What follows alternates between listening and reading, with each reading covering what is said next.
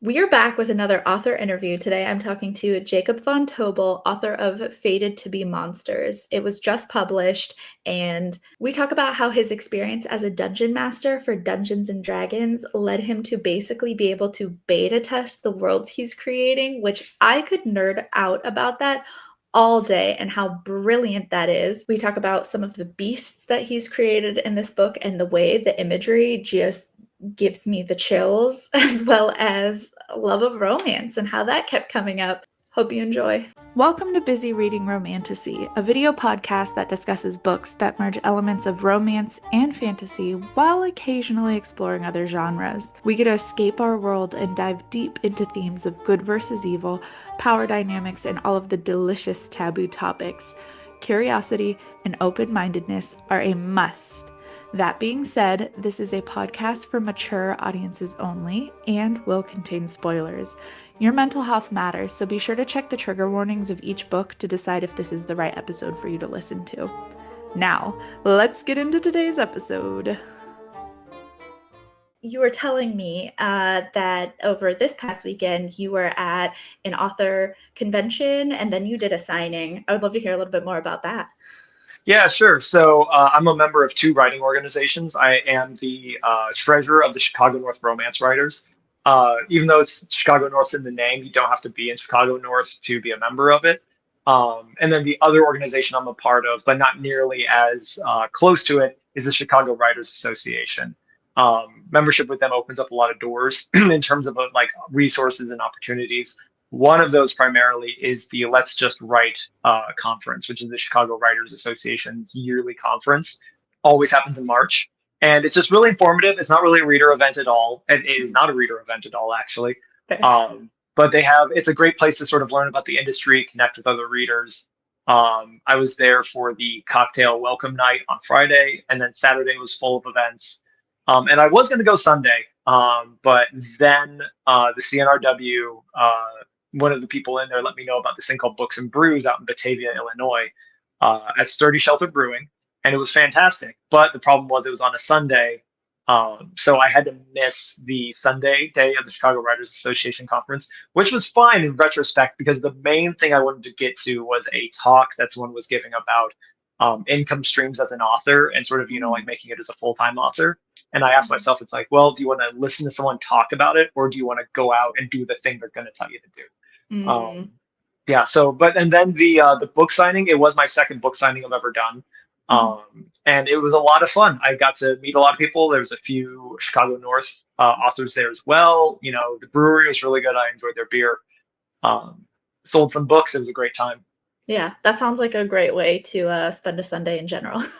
Yeah, and it was fun. My wife got to come along so I don't need her at the booth, but I was just kind of thinking, I was like, well, it's at a brewery, like you could come if you wanted to, and she had a blast too. So yeah, that's awesome. That sounds like a ton of fun. Yeah, so backing up, I always like to start. A lot of authors used to be very big readers, so I would love to know what were some of the kind of formative books in maybe your childhood and teen years that have kind of like shaped your reading writing career. of course. So I have sort of evolved as a reader and a writer over the years. The fact I love to shock people with is that technically I got my start in horror. When I was a teenager, and when I say I'm a romance author now, people kind of turn their heads a little bit. No, so teenage Jacob, I was always a voracious reader going back. I like really devoured the classics in late elementary school, middle school. By high school, I had sort of been looking more, I started looking away from the literary classics and more into genre because I enjoyed it more. I read a lot of Stephen King, I read a lot of Dean Koontz, and then I stumbled upon an author called H.P. Lovecraft. A problematic person with a bit of a sort of checkered legacy, but his writing was incredibly impressionable on me. So I remember sort of having this thought of being a reader and thinking I could actually write these stories. So I took my first stab at it. My first story was Lovecraft ripoff, kind of short story called The Singer in the Fog. And it kind of went from there. I wrote a whole ton of short horror stories, but Mhm. Obviously, that's not what I'm writing these days. Horror, I tried for a couple of times over the years, and it never really got past a short story. I can never really, get it together to get there. In the background of all of this, I was definitely a secret romance fan. I am the guy who his girlfriend in high school was reading Twilight and wanted me to read it, and I Mhm. didn't just read the first book; I read all four of them. Amazing. I just like read a lot of stuff like that. I found Yeah. myself really, really interested, no matter what story it was. If there were two people, who were close to each other or falling in love, I needed to know how that ended. I was Yeah. really still keenly fascinated on it. In the background of all of this, I was a huge Dungeons and Dragons fan, which, if you're Mhm. not familiar with it, is a tabletop RPG game full of dragons and treasure and dungeons and all that. Um, and I did that for 11 years. I was the game master, more or less. And I was Mhm. building custom worlds. I was doing improv dialogue, descriptions, all of that. But I never crossed into writing fantasy, partly because I was a little intimidated by the genre. I was like, man, it's just like there's a lot of worlds to break into and a lot of big authors. And so at a certain point, I stopped writing entirely. And I Mhm. continued reading. Um, and and eventually what basically happened was in 2020, 2021, I got a little sort of worm in the back of my head that said, hey, what, like I got this idea for like a setting. That was really cool, and it was an elemental magic system, and it was like a little dark, a little bleak. And at first, I was like, well, this might be a quick one shot to do. This might be fun to do like a quick campaign for, or something like that. And then I had the thought of like, what if we just wrote a story? What if we just tried to actually write fantasy? After years of being a writer and years of reading fantasy, why don't we just like try to put those two things together? Mhm. Um, and it worked. That is actually Curse of Flame, my first book that came out in September. Mhm. Also in the background while I've been, like drifting away from horror for many years now, Mhm. and consuming fantasy, enjoying fantasy. I also my secret love of romance was growing. Mhm. I found myself. I ended up binging all of Sex and the City once my wife started watching it. Bridgerton is one of my favorite shows, Yes. and yes, and then I slipped in this little thing called Romantasy, where I was Mhm. like, the first one I picked up ever, actually, I did not realize exactly what I was getting myself into. So when I realized, I was like, oh, okay, well, we can give this a shot, sure. And that being L.R. Lamb's Dragonfall, actually. And then from there, I really liked it. My second book ended up being an Enemies to Lovers because I couldn't get rid of the heat between the two characters. Mhm. And after I wrote that story, I was broken. I tried writing something that was not romance. It was boring. I found myself trying to find ways to make these people fall in love when I hadn't planned for it at all. So that's sort of like how I got to here. It's kind of a weird Mhm. winding road where I've always been a storyteller at heart, but I guess I've always been looking for the proper genre to convey the stories I want to tell. And I actually say it on my website. I have a quote that's technically George R. R. Martin talking about William Faulkner, where Faulkner once said, the only story worth telling is the human heart in conflict with itself. I Mhm. disagree. I think there are other stories worth telling. However, Mhm. those are the stories I really like telling. Yeah. Um, so that's sort of like how I landed where I am. And romance is the perfect avenue for talking about stories where the biggest problem that people have is their own feelings. So, Yeah. Yeah. I love that, and I love how you mentioned you even it sounds like, multiple times you've tried other things. You tried the horror and, um, then here comes romantasy and romance in general, and you're like, "This is it." Like, that reminds me of a few authors that I've talked to, where when they talk about the origin of their book, they're just like, "It was just in my head and it was there, and that's what it was meant to be." Like, I couldn't stray for that in a sense. So I would love to get back to D&D, but yes. as we've been talking about, romance a little bit, what are some of the, tropes and aspects that really call you in? I know you mentioned we have enemies to lovers, but, what are some of your favorites? I'm smiling because I have a problem with enemies to lovers. I can't stop Ah, doing it. yeah, It's that's my fair. favorite. I absolutely adore it. My first two romantasy novels are enemies to lovers. Yeah, Partially not my fault, also totally my fault because they're my books. yeah. No, I love enemies to lovers. Another trope. This isn't necessarily a romance trope, but I also love friends to enemies. Mm, I really love bittersweet turns where people drift apart. I think mhm, there's this beautiful moment when you see a friendship fracture, like mhm, permanently. In novels, that's really compelling. Um, Other strictly romance tropes, though, forced proximity isn't bad. mhm, I really love sort of playing around with the tropes, to be honest. Like, mhm. obviously, the tropes are the tropes. Yeah. Um, but as someone who is relatively new to the genre, I haven't been reading it since high school. I guess Twilight doesn't count. And sort of aware of my space in it, I also am sort of exploring like what's a unique way we can tell stories because sort of I think one pitfall that is easy to fall into with romance is that you sort of make a story and then you just make romance where you just like kind of jam a romance plot in there. So Mhm, I'm very aware of like what stories actively, like benefit from this conflict. mhm. And that's sort of like what I've gone for Fated to be Monsters. The sequel also kind of goes off of that. I'm currently drafting it right now. Um, but yeah, I mean, I'm trying to think of other tropes sort of off the top of my head. But enemies to lovers, I have a dependency on that I'm trying to That's break right now. that's very fair. It's a good one, and I always said it, I think, well, the allure is that, when you get someone who hates, everything about you essentially and can still fall in love with you, like that's like the dream. It's great, you know? Not Yeah. as applicable in real life necessarily, but No, um no. so I have dabbled in D&D, and by dabbled, I mean my friend convinced me to join a campaign of hers, like COVID era, and we did some stuff on Zoom. I love it, and the way I like to describe it for people who don't know is like imagine a board game, but like you can do whatever you want, right? And then it's just decided on dice rolls. And there are so many like such great fantasy element that like post playing D&D, I don't like I see fantasy a little bit different because then in the back of my head it's always kind of there of like, ooh, this would make a great game or I was working with the DM to like kind of create some history that would come out later and stuff like that. Um, what what are some of your favorite aspects that have helped influence your writing through your experience in D&D? Of course. So one of the issues that I had, and I've worked very hard to get better at it, and I feel like Mhm, I've improved, is D&D.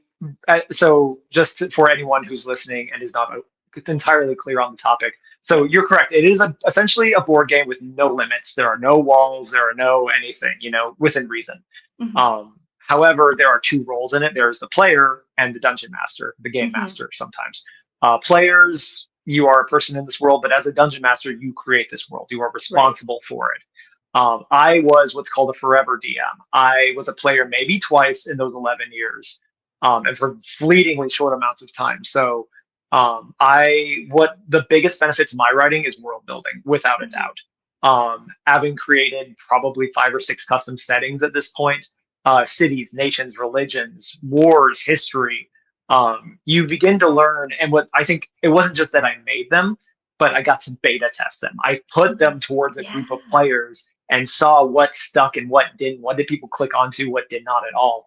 And it really informed sort of what I think about when I create worlds, and it's been Mhm. incredibly helpful. So much so that I actually have a workshop that I speak. I'm actually doing in Algonquin, Illinois later this year about world building and how sort of I've got like the central one principle that helps really pull a setting together. Um, and it's been a strength of mine. I feel like a lot of people, other authors I know, who say like, "Oh, I don't get world building," like I don't understand it. And then sort of some of the feedback I always get in my books is that the world building is really great, and I took that as Mhm, a sign of, well, maybe I actually know a little bit about what I'm talking about here. mhm, So that for sure. Dialogue also is a big one. mhm. I feel like because again, I'm the kind of DM where I don't summarize conversations for the most part. Like I do the back and forth. So I spent 11 years improving essentially. Mhm. And so that's really helped me kind of figure out how do people actually talk, what sounds like realistic dialogue without Yeah. leaning into too realistic dialogue. I will add the weakness, prose. D&D doesn't help you with prose even a little bit. Because you are not actually writing anything, you're just speaking a lot. Right. Um, But to answer your question, world building is like far Yeah. and away the thing it's helped Yeah. the most with. That is so brilliant when you said you essentially get to, like, beta test your world, and when you create something, you get to see, like, how do people react? What is their understanding of it? What loopholes can they find in magic and all that sort of thing, so, when you mentioned earlier, I feel much the same way of, like, when it comes to the thought granted, I'm not a writer, asterisk yet maybe, I don't know, but kind of when it comes to fantasy worlds, like it like quickly like there's a lot, so can you bring us into your process a little bit of world building and like how where do you even start? That's a great question. I think the best worlds begin with a central conflict. And when I say a central conflict, I don't mean a long history of, oh, well, it's not like G.R.R. Martin's world, where it's not looking at the Game of Thrones setting and saying like, oh, um, you have all these nations and all these problems. Is you dig down on like one central conflict. So like, Mhm, what I call this is called a world building route. So it's mhm, your viewers are getting a little sneak peek on what my workshop is. The world building route is the central conflict that makes the setting interesting, and mhm, also it is the thing that every story fixates around. mhm, So, to use a couple of examples, George R. R. Martin's Game of Thrones series is built around the idea of power corrupts, or power is mhm, sort of like this thing that is constantly wielded after its focus. The big focal point in his setting is that there's only one throne. There's no one that is ever in the books like, what do we need the Iron Throne for? Just like, let's go somewhere else and that's my throne. It's like, no, it all fixates around this. Star Wars, the world building route is the conflict around the Force and who uses it for good and evil, and how these people have an outsized influence on everything. mhm, My favorite world building route is actually from Pride, Prejudice, and Zombies. This is a setting that you can guess from the description or the title, is that it's a setting, it's Pride and Prejudice, but mhm, there also happens to be a zombie apocalypse going on, and a mhm, setting that is sort of built into this war with the undead.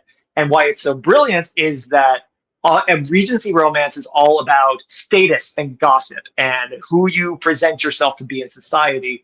But then zombie stories, very notably and sometimes exhaustively to this point, all fixate around the inner self. Who are you actually when there are no laws, when there is no one holding you accountable? So mhm, putting those two ideas immediately in conflict with each other.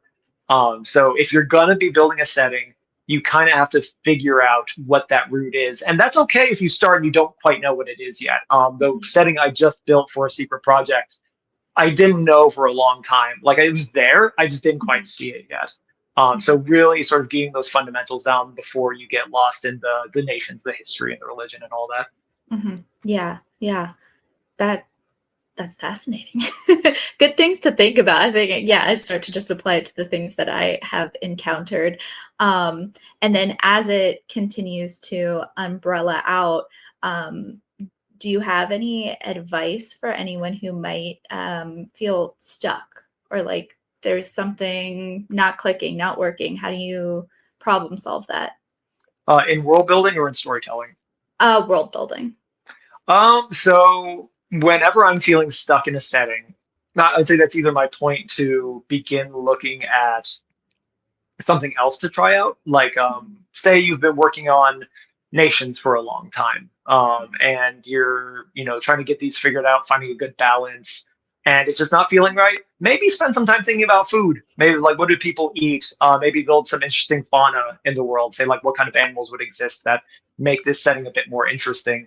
Mhm, One of my favorite subjects, profanity and language. When mhm, people curse in a setting, what do they say? Why do mhm, they say it? Does everyone speak the same language? You should probably have at least a name for the languages in every setting. mhm, Um, I went the extra distance of talking about like why those languages came about, where they're spoken. mhm, Um, I would say if you're feeling stuck, just jump to another topic. That's one of the nice things about world building. It's not a narrative. It doesn't go top mhm. to bottom. Just find a corner that you haven't looked at all or haven't looked at in a while, and just see if that kind of gets the juices flowing again. Yeah, absolutely. I am talking to another author next week, and her setting is very much in these like dreamy, nightmarish worlds. And so their cursing was like oh, void, it is, so it's unique take, but that's exactly what I thought about. Mhm. Awesome. Okay, so taking all of the kind of world building that you've experienced and now switching over, what does the writing process look like for you? Did you have a very kind of set, maybe location? Were there certain things that you like to have? What does that look like? It's grown increasingly chaotic over the years. I love it. My first outline, I want to say, was like 45 pages long and it had every single scene, bits of dialogue. It was Yeah. exhaustive and it broke almost a third of the way through the book. Mhm. I immediately realized that something I planned was not a good idea and I needed to do something else. Yeah. So basically I started off thinking I was this big plotter and that I Mhm. was going to have these exhaustive outlines. But since now my second book is being published on April 9, Mhm. but I have written on 5 books. No, I'm writing my fifth book right now, I think. Um, and every single time I've gone back to start a new book, the outlines have gotten shorter. They've become more chaotic. It's really just Mhm. a beat sheet that's like 3 pages long.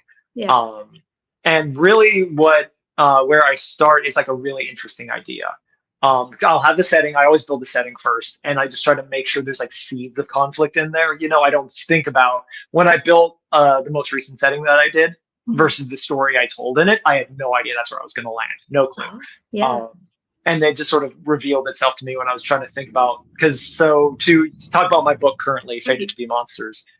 The core idea of that was I was thinking about the Savo man-eaters, which are you familiar with them? Mm-mm. So the Savo man-eaters were a pair of lions, I believe, in 19 teens Kenya. Might have been Mhm. the 1890s. I can't remember specifically. Um, and essentially, what happened was that, and okay, I'm pretty sure, yeah, I'm going to say it's Kenya. It might have been Zimbabwe, but I can't remember. Okay. Anyway, the British were building a railroad through the land, and the workers just stopped working because they said that there were lions attacking the workers at night. And there were a pair of lions who were hunting and killing humans for food. Not just a one off, they figured it out that there were easy pickings. Yeah. So they had to send hunters down, kill these 2 lions, which they're actually here in the Field Museum here in Chicago. Oh, wow. And yeah, and it brought now no one's still totally sure why they did this. The theory is like a dental problem, like they couldn't bring down larger prey. There's a Mhm. couple other ideas. No one can ask the lions, go figure. But Unfortunately. yeah, unfortunately, I had the idea of what would this problem look like in a world where everything was that lethal.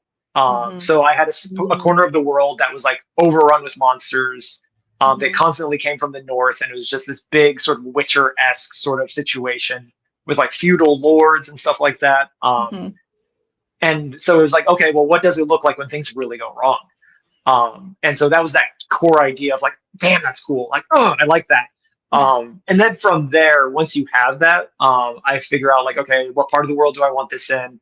What are some character ideas? And the characters are usually archetypes. So like Yugen, the male main character of this book, he was just the executioner, and I knew I wanted Yeah. this character Mhm. um, in my mind. And sort of, it's this kind of slapdash process where I kind of like pull in ideas and like, is it this maybe? Is it that?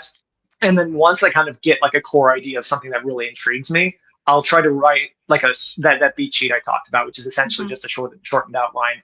Yeah. Um, and then I'll get writing because guess what? Once I start writing, the plot's going to change. I'll Mhm. realize things that are more Yeah. interesting. I'll realize plot beats that aren't working.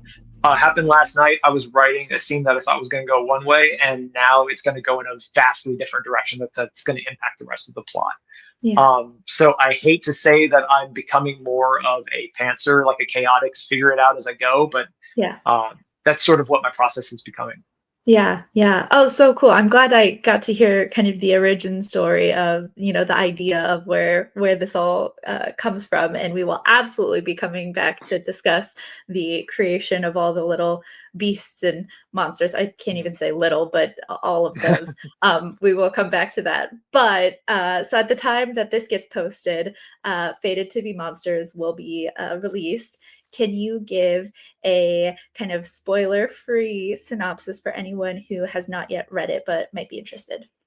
Absolutely. So, Fated to Be Monsters is a perfect read for anyone who likes the sort of gritty, dangerous romance of Fourth Wing, along with the sort of uneasy alliances that appear in The Serpent and the Wings of Night.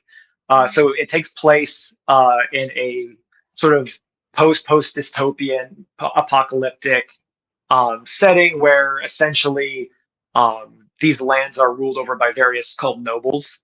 And they are also monster hunters. So the story is a rival monster hunters, enemies to lovers story. When our main character Anka, who is disgusted with sort of the cycle of tyranny in this land and how people are oppressed and starving, in a bid to try to gain more influence to change laws, influence the crown, those things, decides to hunt down a ravenous, horrifying monster that is rampaging the countryside.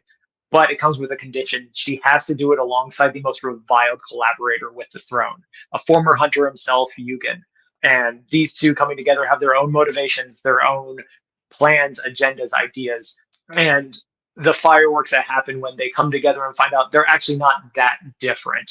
But without giving anything away, there are much deeper, deeper reasons for him to fear being honest with her. Yeah. Yes. And now, as per usual, what happens is we're going to go into a deeper conversation of this book. So if you have not read it, please pause here, go get the book, read it, and then you can come back. So now we don't have to worry about any spoilers, and we can jump into some deeper conversation. Um, Starting right off the bat, though, the dedication that really caught my eye, and it was for everyone who's angry and doesn't want to be. Tell me more about that. So the other story with where this book came from. So it started off as just like monster hunting would be really cool, like. Yeah. But what happened was, so when it began, Yugen was just the antagonist, Mhm, and he was a jerk, and he was thoughtless, and he had this blood flame magic, which is really just like anger personified. A lot, and I realized that my inspiration of the blood flame, um, as I began to write Yugen, I noticed a vulnerability in him. I noticed he like didn't like, what he was and this thing inside of him. And I realized that it was really, really a connection to my own anger problems I've had in the mhm, past. I grew up angry. I was taught to be angry, and it took a long time for me to one accept that I was the problem. It's on me to change my behavior, mhm, and to control myself, and mhm, also, just like to get to the point that I could do it reliably, because it really is. I'm jealous of Yugen that he can just break a sword and then, for the most part, his problems are over, because it's a battle that doesn't end. So a lot of right. his internal dialogue with the flame and trying to master it is sort of, I reference to sort of my own problems where I, in the past have struggled and kind of felt different emotions. Um, Luckily, I'm well past it now. I've got a very, very good handle on it. Mhm, But that dedication, I wanted to say something that, that's really why I wrote the book, is because for me, it was in my mind, me really beginning to let go of all of those feelings I had for years. mhm. Yeah, yeah. Well, thank you for sharing that, first of all. And as someone who um, I was not ever very much, like, outwardly angry, very inwardly angry, and it was inside, and it stagnated, and I love, just kind of discussion, and I think that's what a lot of us readers love to experience is, people who are maybe kind of, similar themes, similar challenges, and how can we relate, and, kind of, moving forward and evolving and all of that, and I noted definitely a big theme that I picked up on was this fact that kind of everyone deserves a second chance. That was a common theme throughout the whole story, and I even pulled as we get closer to the end, where Anka mentions like if he couldn't let go of the darkness inside himself, then she would leave his bones in the forest along with her heart. So obviously, this is further along when the enemies have become lovers essentially, and I like this idea that everyone deserves a second chance, and also there is still a line, and she is Yes. essentially kind of forcing, not forcing him, there's a choice to make, Yeah. and that Yeah. will affect where things are going. Yeah, and if I can just jump in on that really quick, Yeah, absolutely. I wanted to really make it clear this is not an I can fix him story. I knew that Yeah. very early on. The moment I wanted to make this a romance, I'm like, this is not an I can fix him story. This is a Yeah.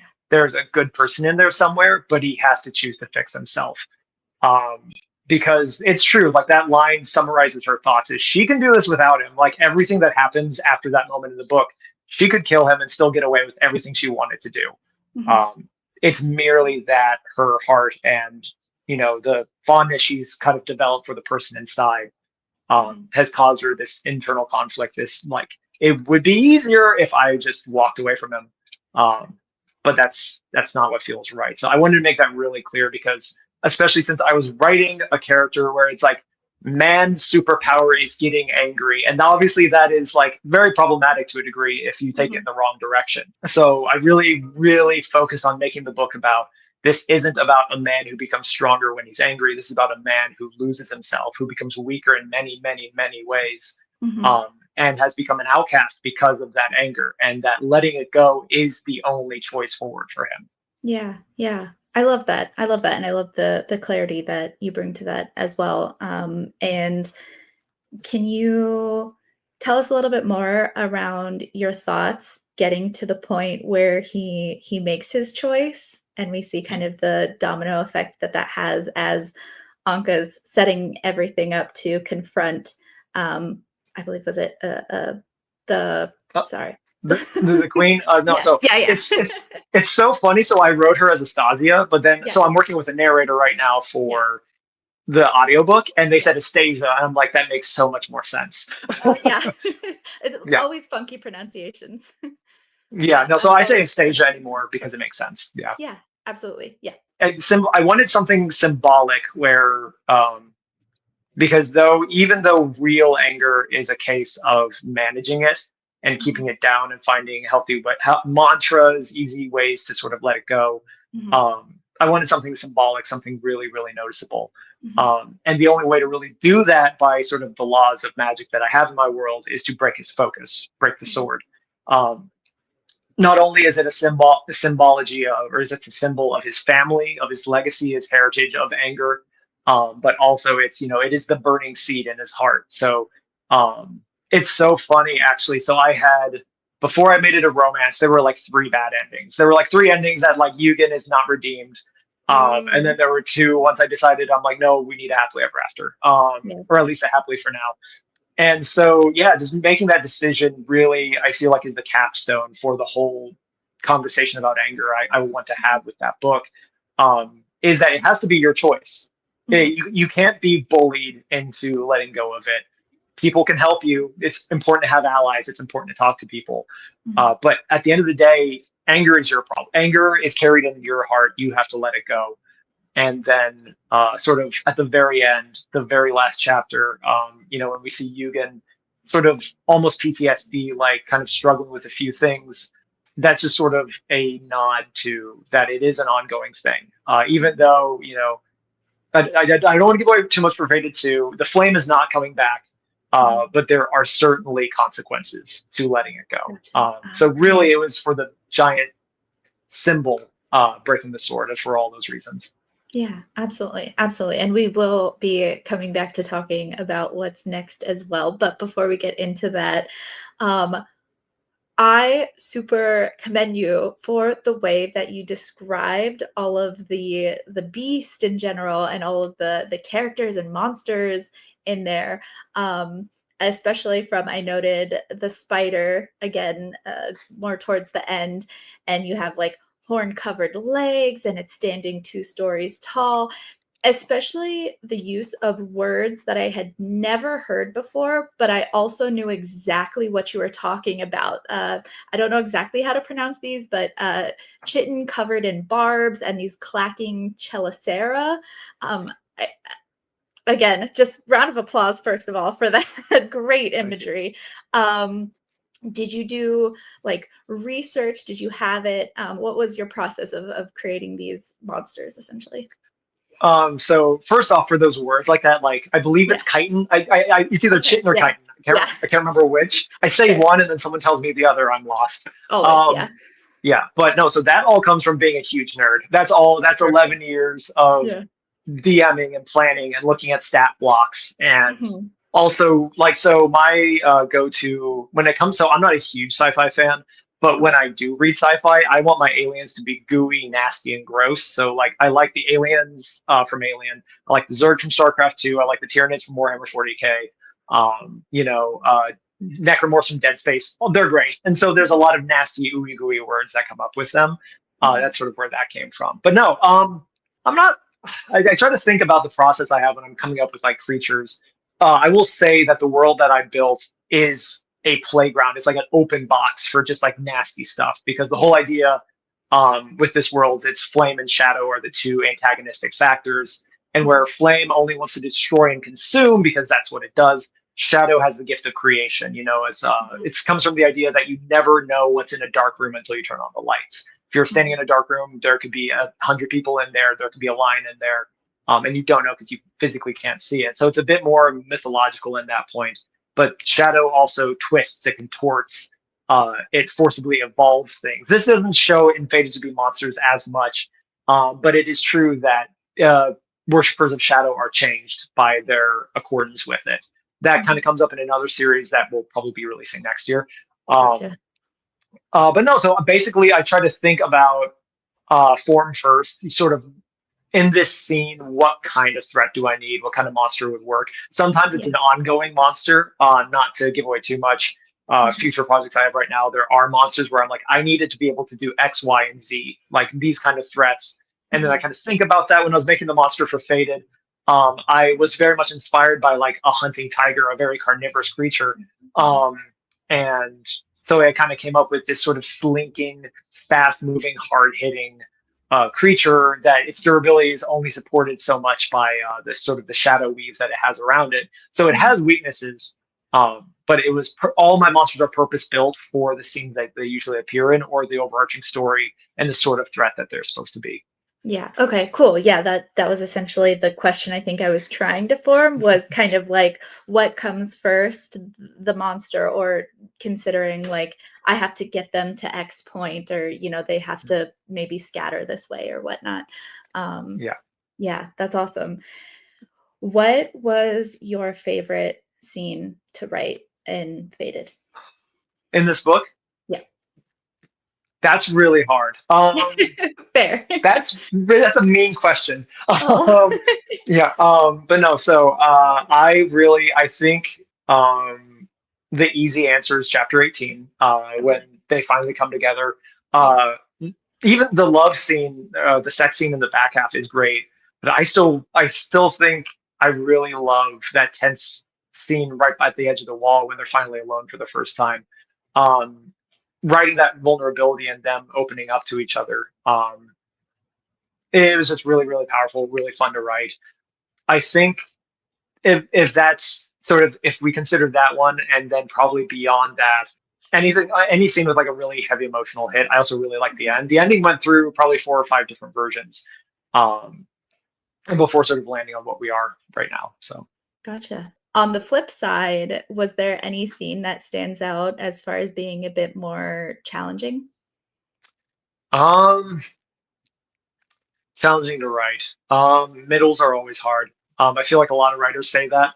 The interconnected bits, because I'm really good at writing sort of the big, heavy scenes. Mhm. The fire at the camp, chapter 18, the very end, Anka's duel with the creature.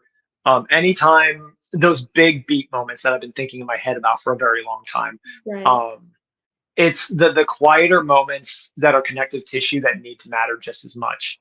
Um, Sometimes can be really a struggle to get through just because Mhm. they're not the moments that you've outlined. They're not the moments that you spent a ton of time thinking about. So I often have this feeling of being a little uncertain where to go, what directions to Mhm. take, what do they need to say.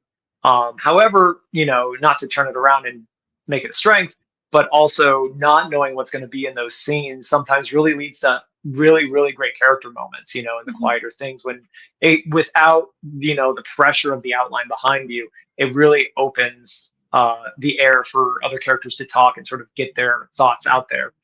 Krita specifically came out in a lot of these. Mhm. She was always a character in the book. Her role has changed more than a few times. Um, but ultimately, this sort of very like scowly, bookish, intelligent, very sharp-witted person, really was able to emerge in the quiet moments that I didn't really necessarily have an idea what was going to happen. Yeah, yeah, I would say those are my favorite moments are the very, small ones that you get those little quirks, and I think in my brain, it just helps me feel like I know this character so much better, just the little things. Yeah, absolutely. So, we're getting to that time. I would love to know kind of what's next, what's on the horizon. Are you writing the next book to this? Are you working on something else in the meantime? Yeah, so I have a lot of things coming up. The Yeah. future is very exciting. So Curse, this is not my first book. Curse of Flame was a smaller book. Mhm. Also, I feel like Curse of Flame didn't have a specific audience. Fated to Gotcha. Be Monsters has an audience, Yeah. and people are starting to find out about it. People are starting to hear about it. They're really excited.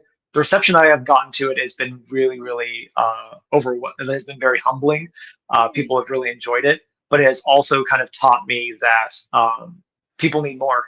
So I actually have the sequel to Curse of Flame done. The sequel to Okay. Curse of Flame is finished, and I was getting ready to send it to my editor when I realized it's like I'm not going to make people wait this long. Mhm. So I told my editor, I'm like, hey, hold off on that. I'm currently speed drafting Fated 2. Mhm. My intention is to release Fated to be or the second book in fall this year, and I'm planning to self-publish it. It'll Okay. be my first experiment with self-publish, but I really want to get it out sooner rather than later to keep to my release schedule that I had in mind. Um, and then, yeah, it's will be the end of the duology. There will be other stories to tell, Mhm. but the conflict that began in Fated to Be Monsters will be wrapped up ideally by late October this year. Okay. So right now, I'm losing my mind writing that. Super exciting. I'm making some decisions that people are going to be mad at me about, but Ooh. hopefully not in a serious way. Yeah. Um, but yeah, there's going to be some twists, some turns, and these characters are going to be tested much more than they have already have been.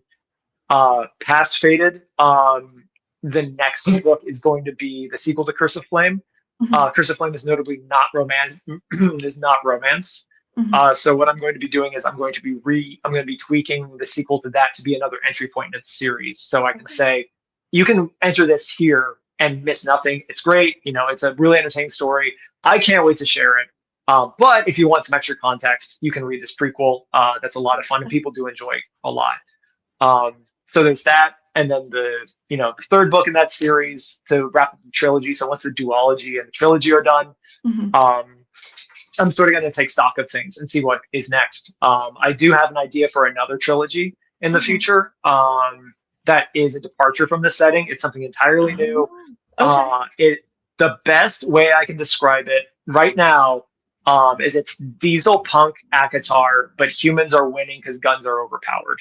Um, so Ooh, okay. yes, yeah, so we'll see. It is something. It is definitely different. But I am more than a few years off of talking too much about it. I Yeah. did write the first draft of the first book. It is done, but in the like 4 or 5 months since I finished it, actually like 3 months since I finished it, um, I've realized that there's a lot of ways I can make it better. A lot of things that need to be changed. I might Mhm. be going from third person to first person for this. We'll see. So yeah, the future is bright and it's got a lot of words in it. Oh, and then the Mhm. other thing is the audiobook for Fated to Be Monsters will be dropping probably June or July this year. Well, awesome. That's cool. That's cool. Thank you. Yeah, lots of exciting stuff. Absolutely. Do you have any other like bookish events or signings or kind of conventions or anything planned out? Uh, yeah, I've got a few. So I was at Sturdy Shelter Books and Brews. I will be next at Lucky and Lombard. It's here in Lombard, Illinois. Mhm. It's a romance book event, author reader fair. It's like 2.5 days, 3 days. It should be super exciting. After that, I'll be at Books in Bloom in June, which is hosted by the Chicago North Romance Writers. Again, another romance reader event. Will be a great time. I'm very, very excited for that. Um, Past that, I am planning to be at the Printers Row Literary Festival in September. Mhm. Um, I'm going to see if I can't find some events in June, July, and August. It's currently a dead period for me, so I'm Got hoping to reach out to bookstores, libraries, kind of build some relationships there. And then I already have my eye on a few 2026 events, but nothing official yet. Gotcha. That's awesome. I love hearing about bookish events because I feel like a lot of them like to play with like alliteration. They all have just such fun names as well. But yeah, definitely a lot of fun stuff on the horizon. Yeah. Um, is there anything that we didn't discuss that's just dying to be mentioned? Anything stand out to you? I'm not terribly sure. No, these are very informative questions. It's been a great conversation we've had today. Um, I guess the other thing that I think about a lot is, so as a reader of Romantasy, Mhm. as someone who writes, I think I'm really excited about where the genre is Yeah, currently. I am heartened to see the growth of the indie scene as well. Obviously, the heavy hitters, you've got Rebecca Yarros, Sarah J. Maas, Armin Shroud, all those people. But also, we're seeing other people break through. The author of Quicksilver, is it Callisa? Do you remember it off the top of your head? I'm forgetting it. Callie, is it Callie Hart? I Callie just Hart. started it last night. I just read the first 2 chapters and I'm so Oh, okay. excited. Yeah. I haven't read it yet. I Oh, haven't fair. gotten to it. Yeah. I'm currently I'm working through this right now. And then Yes. once I'm done with the current Akatar series, I'm going to take a break to do an indie author read. Gotcha. Um, and yeah, no, I'm like Serpent in the Wings of Night. That whole series, was like a self pub at a certain point. Um, it's just really heartening to see what's happening because the traditional publishing scene is just no one knows how to launch a book anymore. It's really, really crazy to see that the whole industry is sort of lost in this day and age about what specifically to do. Where do you reach your readers? I think a lot about. I think this happened like 2.5 years ago now, but there was a book called "This Is How You Lose the Time War," and it was sapphic sci-fi. It was a fairly short book. I want to say it was like 200 pages ish, and it might have been self-pubbed, and it came out, did okay. But then someone in a community entirely unrelated to bookish things, but had a huge following in their community, just said, "Hey, go read This Is How You Lose the Time War. Don't look anything up. It's great. You can finish it in a weekend." And it shot to the top of every Amazon chart. And the entire industry just pulled its hair out and felt like, "What do we do? What's the way forward?" Yeah. Um, so yeah, no, I guess my point being that as someone who's getting into the industry at this very precipitous moment where no one's really Mhm. sure, is trad really going to come back? Is indie the way forward? It's probably a little of both.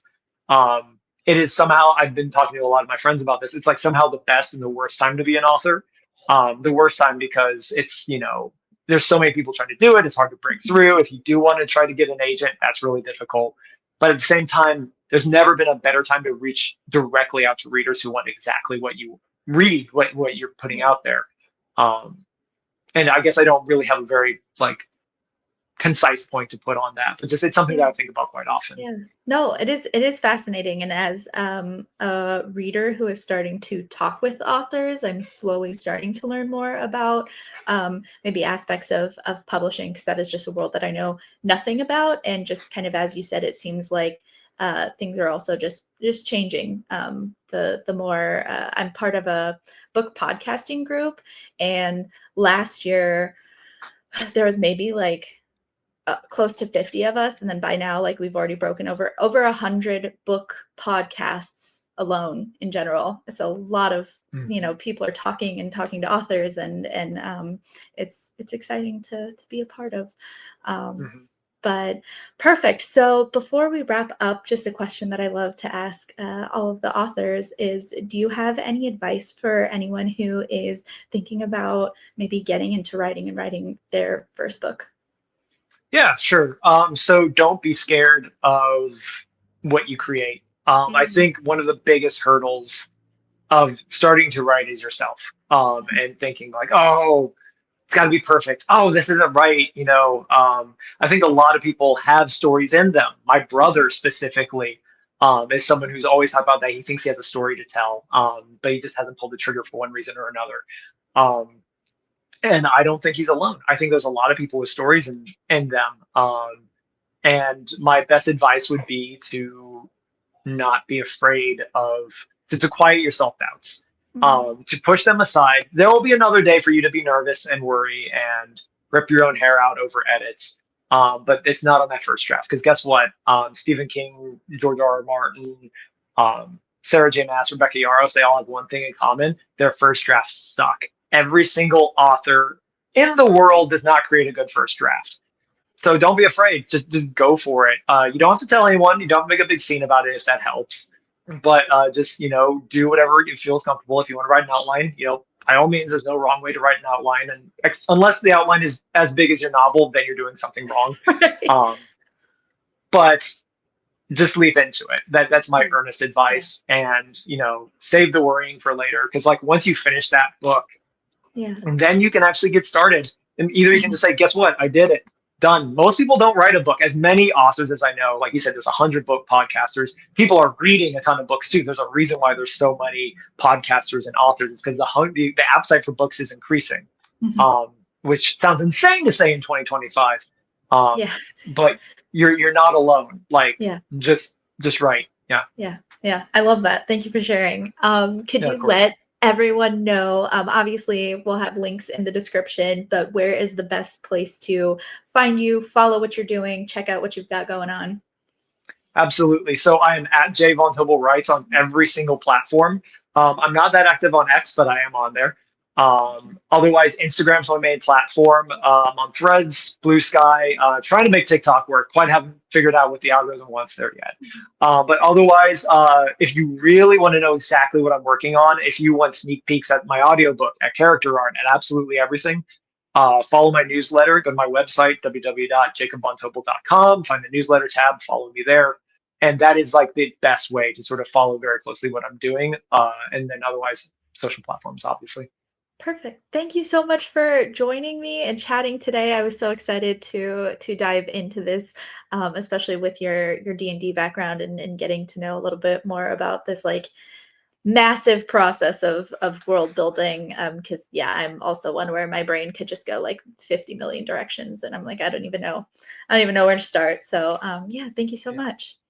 Absolutely. Thank you for having me on. It's been a total pleasure. If you've made it to this point in the episode, thank you so much for watching. I'd be incredibly grateful if you showed some support either by following or subscribing, depending on what platform you're watching on, and leaving a comment.